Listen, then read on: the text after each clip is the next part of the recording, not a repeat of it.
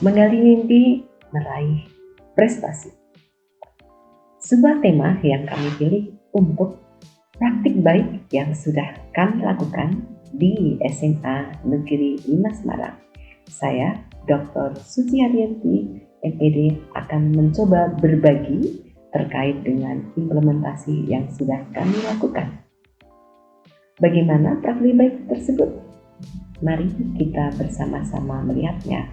Semoga apa yang sudah kami lakukan dapat menginspirasi dan dapat sebagai pemicu kita untuk semakin maju di dalam mengimplementasikan pendidikan di Indonesia. Saya sebagai pembina dan koordinator di dalam proyek Profil Pelajar Pancasila sekaligus sebagai tim Monef. Demikian, mari kita mencoba untuk menikmatinya praktik baik kami. Silakan.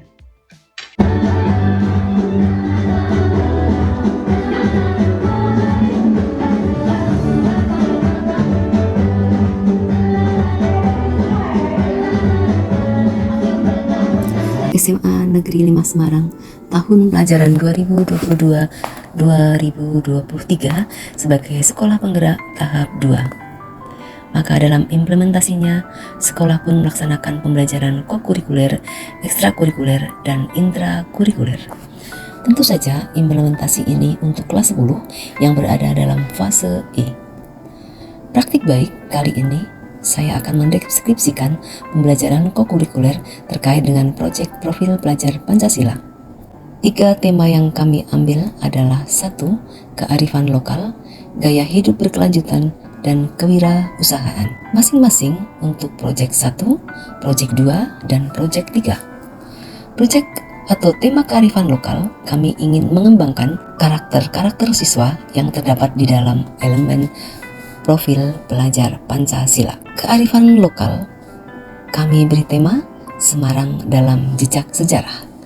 Ide ini bermula saat kami mengetahui bahwa kota Semarang adalah kota yang di dalamnya ada banyak nilai sejarah, baik dari letak geografis, infrastruktur, ataupun dilihat dari adanya kerajinan dan kuliner yang ada di kota Semarang. Kami ingin mengenalkannya melalui buku yang ditulis oleh murid. Tema 2, gaya hidup berkelanjutan. Murid diajak untuk menanam bunga telang dan daun kelor di sekolah dan juga dilakukan di rumah. Tema 3 merupakan kelanjutan dari tema 2, yaitu hasil dari bunga telang dan daun kelor yang mereka tanam diolah menjadi teh dengan tema kewirausahaan.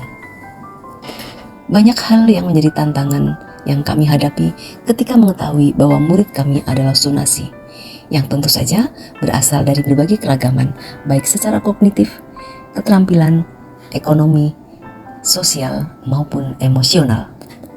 Apakah mereka melakukan kegiatan tersebut?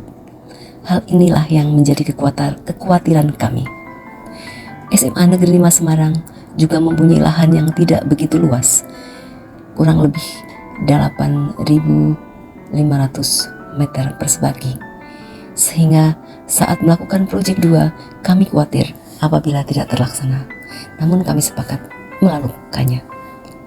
Dalam proyek 3, murid menghasilkan produk berupa teh bunga telang dan daun kelor, namun masih belum mempunyai pangsa untuk memasarkan.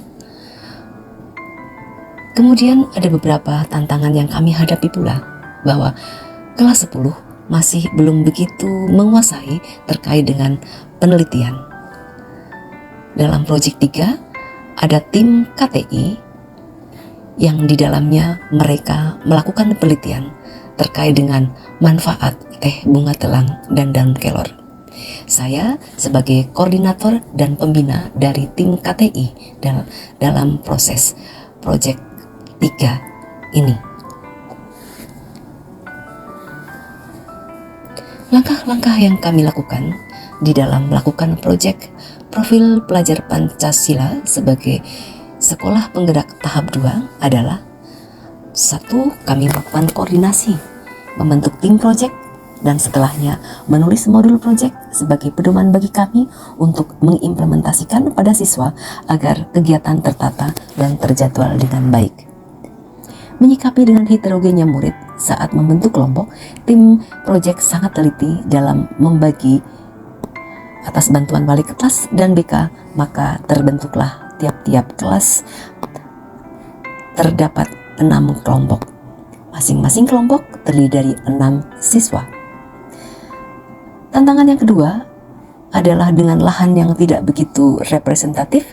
Karena lahan untuk menanam tidak ada, maka kami mengajak murid melakukan proyek 2 dengan menanam bunga telang dan pohon kelor dalam pot, dan juga dilakukan di rumah masing-masing.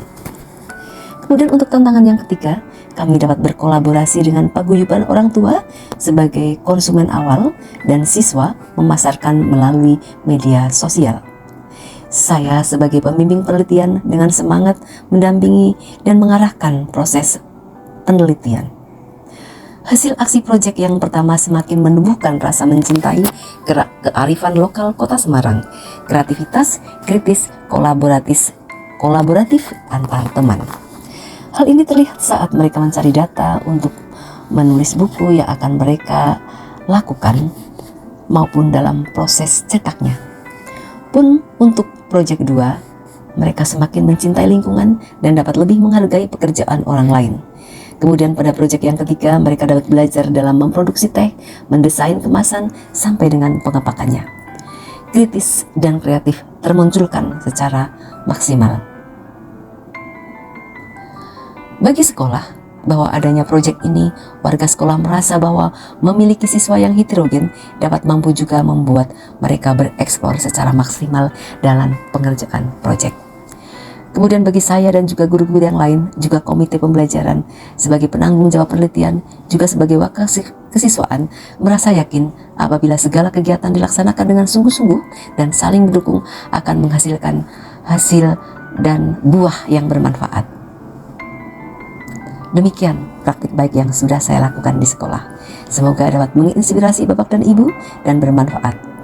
Sebelum kita tutup paparan praktik baik ini, mari kita berdoa menurut agama serta kepercayaan kita masing-masing. Akhir kata, saya mohon maaf apabila ada salah kata dalam memaparkan praktik baik ini. Terima kasih, salam sehat dan bahagia.